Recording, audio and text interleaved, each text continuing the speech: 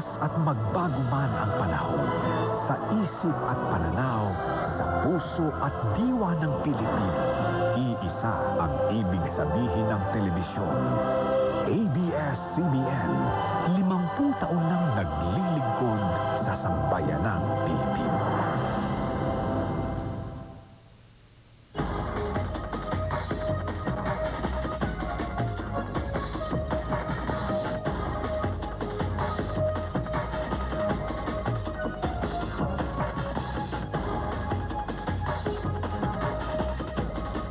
Noong isang linggo, naging panauhin po natin si Brother Jesse Gatdula na nagsiwalat ng buod ng kanyang 30 taong pag-aaral ng Biblia, partikular na sa panahon ng paghuhukom at sa magiging papel ng Pilipinas sa mga huling araw ng mundo at sangkatauhan.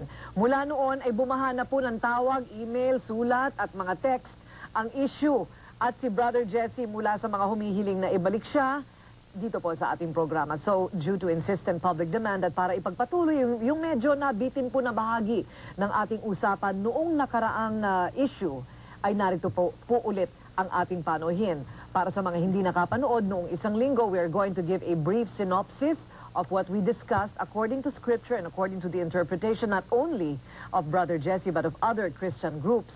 Muli po natin makakasama si Brother Jesse Gatdula. Pero bago po ang lahat, pag-uusapan po natin ang tungkol po sa Bibliang Kristiyano at ang mga pananaw naman ng isang eksperto sa Quran at mga pananaw ng ating mga kapatid namang Muslim. Back to back, dito po sa espesyal na edisyon ng issue.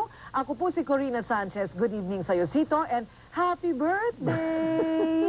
Advance happy birthday! Thank you very much. Ay, hindi usong bulaklak sa lalaki, kaya ito na lang florerang ibibigay ko sa'yo. From Mabolo, thank you, Anton Garcia, for our beautiful flowers everywhere. Alam mo, maski na ako nabigla honestly, no? Because hindi ko akalain na ganun magiging ka-interesante sa mga napakaraming viewers natin.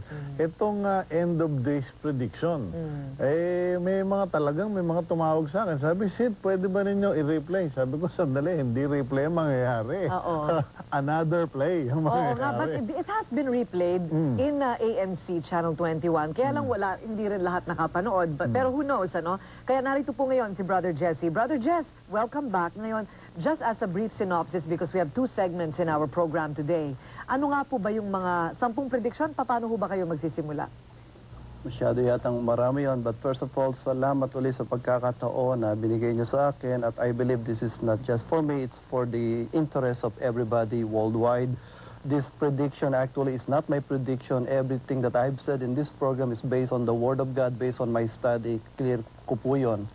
Wala po akong i-claim kahit isa dyan. Pero based on the Scripture, from the ancient prophecy to the latest prophecy, what's happening in the world today, right after Iraq War, is according to the Bible, this is just the beginning of sorrows. More wars is about to come. As I said in my last interview with you, the next war will be Gog and Magog to Armageddon War. And before that events, maraming mga events na sinera ko nung last week. So, meron pong mga pagbabanta na ginagawa ngayon si President George Bush laban sa Syria and Iran. So, meron po bang mga nakatakdang mga petsa ng susunod na gera pagkatapos itong gera ngayon dito? Is this the Gog and Magog war? Or how do you interpret what's happening now in Iraq?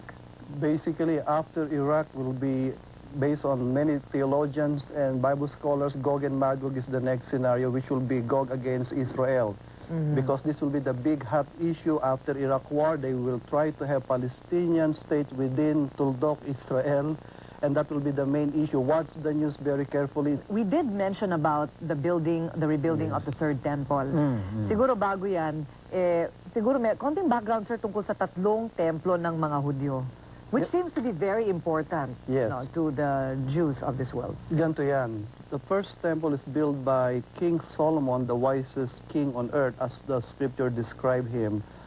Pinagkatiwalaan kay Solomon ang design ng temple. You have no time to study, but amazing ang temple building. It involves our worship with God, ang ating relasyon sa Diyos, sa tao at sa bawat isa. This temple was built and designed by God through Solomon. Siya ang pinili, hindi si King David, sapagkat sabi ng Diyos, hindi ko pagkakatiwala to sa madugong kamay. So Solomon is the wisest king, ginawa niya to. At dinestroy ito ng Babylon, which is the modern-day Iraq, according to what we study. So, nung nagiba itong first temple na to, umiiyak ang mga Hudyo sapagkat captive sila sa Babylon for 70 years. Now, punta tayo sa second temple.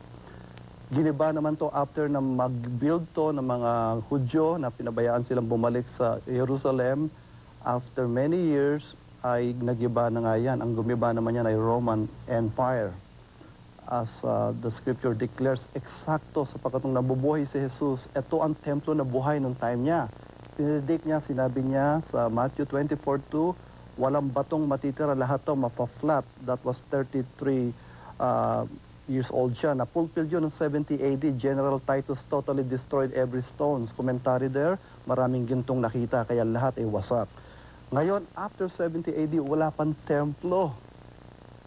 Looks like in my study... Ano yung pinupuntahan nila sa Jerusalem? Ano yung pinag-aawayan ng mga Muslim at mga Kristiyano sa Jerusalem? Di ba yun yung Temple Mount? Yes, kung makikita mo, meron tayong video clips niyan o slides. Itong Temple Mount, yan ang original first and second temple, C2. Nagiba na nga yan. Ang natitira na lang dong Wailing Wall ay yun na lang ang tinayo ng mga Hudyo nung nirebuild nila to nung na-conquer nila yung Jerusalem noong 1967, parang remembrance, pero hindi temple. Ito yung nakikita nating litrato ngayon, ano? Yes. Kung saan nakatayo po kayo sa may Wailing Wall. This Wailing Wall seems to be very relevant to the rebuilding of the third temple. More or less connected yan, Corina, sapagkat ang natitirang mga bato na ron as a remembrance, hindi po temple worship to, it's just a remembrance. At may magandang promises sa Book of Kings na kung sino man magpipray dito, may covenant si Solomon sa God na God will answer prayer. Kaya marami nagpipray dyan. Pero, Sabi ko ninyo, ipagpipray ninyo ako dyan, ha? yes, Corina, nasa... He's going to Israel again, eh. Pwede ka na pumunta magpapadala ka pa ng representative. Ayoko magka-SARS. Sige. Kaya ayoko bumiyahe. Okay, So, pero walang natira doon sa temple. Ngayon, pinag-uusapan ninyo ni Corina, itong third temple. Yes. Nakaanyo, during our last interview, Pinoy ang magtatayo. Alright, before we go to that Pinoy who seems to be very important now in Jerusalem, let me just first ask Sito, no? Why is it important for them to build the third temple? What will it signify? Oh, napakagandang tanong yan. That is my question, which you will answer after the break. Okay. Sandali lamang po. So, ano ba ang papel ng mga Pilipino dito? At may prediction nga si Brother Jesse na ito'y magiging signales din ng kapayapaan at kasaganaan para sa Pilipinas, ha? Parang how important the Philippines can be in such important prophecies. Magbabalik po kami sa issue sa ilang saglit po lamang.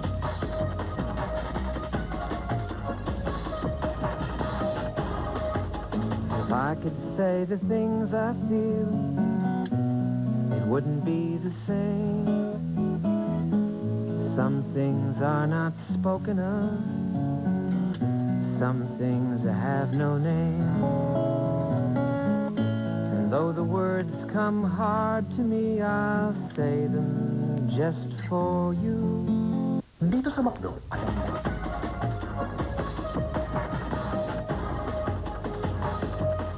So, ang ating hanging question, Tito, no? Dito po sa issue, pinag-uusapan ang nabitin po nating usapan last week about the rebuilding of the third temple of the Jews in relation to what is happening now in the Middle East. Bakit po napaka-significant at pagkatagal-tagal na hinintay ng mga Hudyo, ito pong pagbuo ng pangatlong templo po nila? Ganito yan.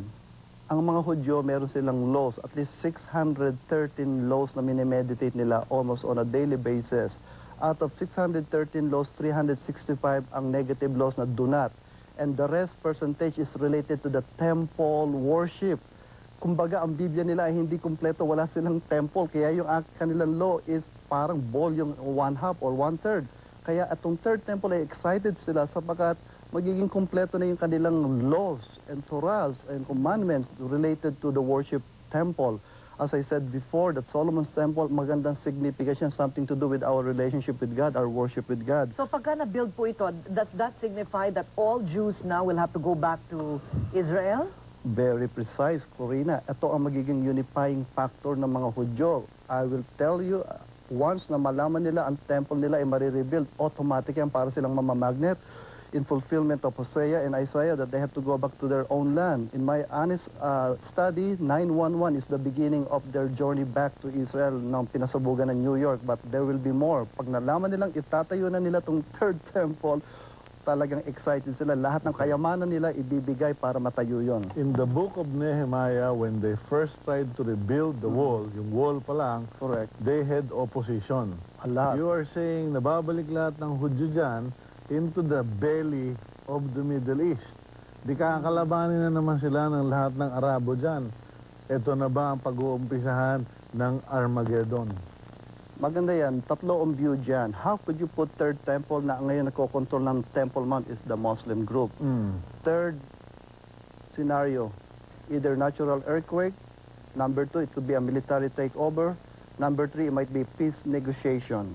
I happen to believe on the third option, magkaroon ng negotiation. Okay, let's have a deal. Lagay natin yung Dome of the Rock doon sa Mecca. Total naman, yan ang holy place ninyo. And then, pabayaan natin ng Hudyo. Magkaroon kayo ng Palestinian state. So, I believe there might be an agreement based on the book of Isaiah, the ancient prophecy, that this will be a pact of death. But the Temple Mount is also related to the Prophet Muhammad. Ganito yan. Thousands of years since the time of Abraham, si Abraham at si King David ang talaga nag-purchase niya ang Temple Mount. Kung matiatrace natin ang history, the Muslim group, na-conquer lang nila yung Jerusalem, I think 91 AD, at na-build nga yung Dome of the Rock, but it is really for the Jews thousands of years ago. Kanila talaga yan. Okay, so, well, there may be varying interpretations. Magpunta naman tayo ngayon sa kina-excite ngayon sito ng mga rabbi sa Jerusalem po ba? Yes. Because nabanggit nga natin last week that a Filipino seems to be itong pinag-aaralan pa ho ba nila, or has he officially been declared the one that they've been waiting for? Itong Pilipinong sinasabi ko sa inyo na na-interview ko for many days ay siya ang kinikilala ngayon sa Jerusalem, the hope for the rebuilding of the third temple na mangangaro lang ng opening sacrifice sapagkat ang mga Hudyo are not allowed to sacrifice in the temple. Okay. So in other words, this Filipino na former mayor dito sa Pilipinas is a very knowledgeable sa architect dahil engineer siya. So meron siyang kinalaman sa more or less part sa rebuilding of the third temple. Pero yung sitong sinabi mo, hindi siya siguro ang main builder, pero katulad ng second temple, ginamit si Cyrus, ginamit si Nehemiah, Ezra, tulong-tulong yan at para ma-rebuild ang third temple. Pero that's Filipino, in my honest opinion, have a big vital role to rebuild the third temple. I want to make it clear, mga kapatid, sa mga theologians na tatlo issue natin dito. Sabi ng iba, wag itatayo yan, antichrist yan. Yung iba, wait and see. Yung pangatlo, it is written, we have more or less to work on this rebuilding of the third temple. I'm leaning towards the third because it is written in Matthew 24:15 na i-desecrate to ng antichrist. I call this, why am I excited for the third temple? It is the moment of truth for the Jews to recognize the real Messiah to the false Messiah. Daniel 9:27, Matthew 24:15, Thessalonians and Revelation says, i-deceive ang mga Hudyo. Doon ma-open yung eyes nila na matagal na nila dinideny ang tunay na Messiah na namatay sa cross. At ito, i-reveal niya, bababa siya at papakita niya, ako ang tunay na Messiah, at de-destroy niya ang Antichrist, at doon makikita ng Hudyo, iiyak sila sapagkat dininay nila for thousands of years. Yan ang madalas ko sabihin sa mga... You're basically saying na babalik na si Kristo. Yes, sir. So that seems to be the significance of the rebuilding of the third Yes. temple. So, all right, mapunta tayo dito sa Pilipino, no? Ang pangalan po niya ay si Mayor, dating Mayor. Ben Noah Ray. I don't know if I could give his last name because of the situation ngayon. Ang tawag sa kanya ay Ben Noah Ray. So, nakikita natin sa video ngayon ito, no? Yes. So, he seems to have been the one to perform the ritual na hinihintay-hintay ng mga Hudyo na wala pang nakakagawa kung hindi siya. At tila itong pagkaka-ritual niya dito sa Wailing Wall, was it?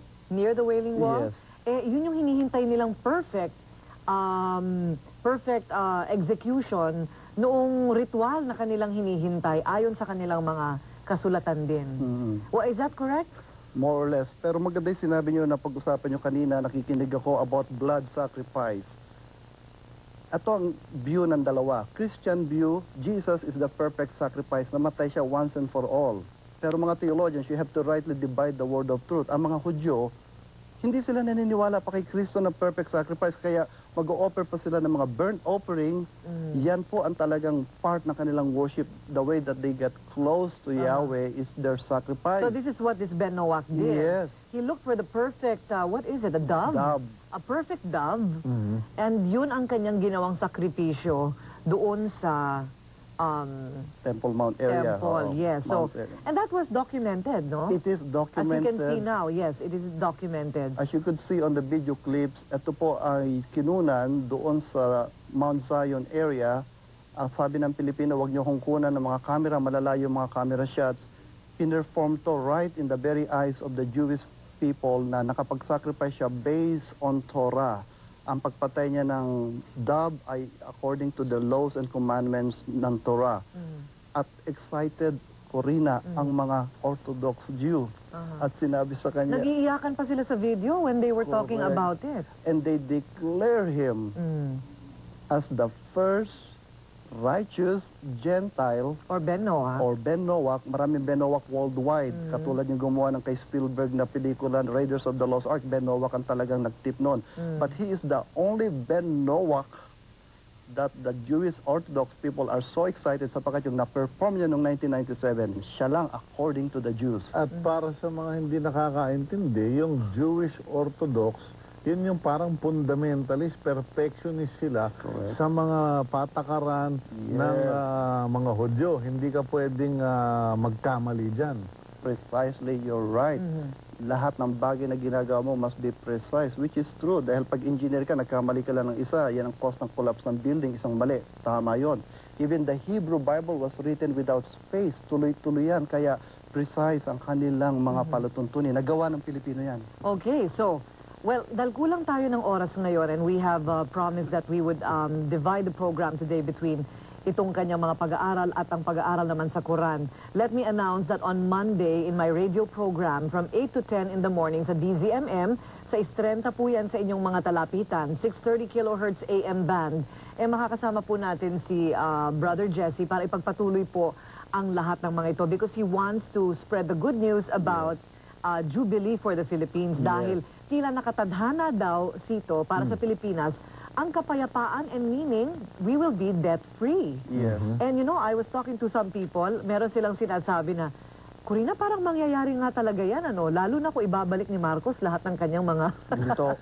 ginto. And some people think that that may be the key and it is in concurrence with... I would like to discuss that on Monday. Yes, I will discuss that and many other wonderful, amazing about the future of the Philippines. Pero meron tayong, we have to pay the price. According to Brother Cito, meron tayong palatuntunan na dapat ayusin. So, Shalom Philippines, and may God richly bless you and know our roots. May magandang plano ang Diyos sa bansang Pilipinas.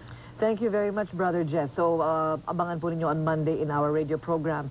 Diyan lamang po kayo. Yan po ang mga revelasyon base sa Biblia ng mga Kristiyano, no? Bago po kami magtapos, uulitin po namin yung 10 prediksyon na binigay ni Brother Jesse noong nakaraang linggo. Based on the Word of God. Based on the Word of God. Hindi po ninyo interpretasyon yan. That's towards our commercial gap. Pero pagkatapos po niyan, ano naman kaya ang nakasaad sa banal na aklat ng Islam? Aalamin po natin yan sa pagbabalik ng issue.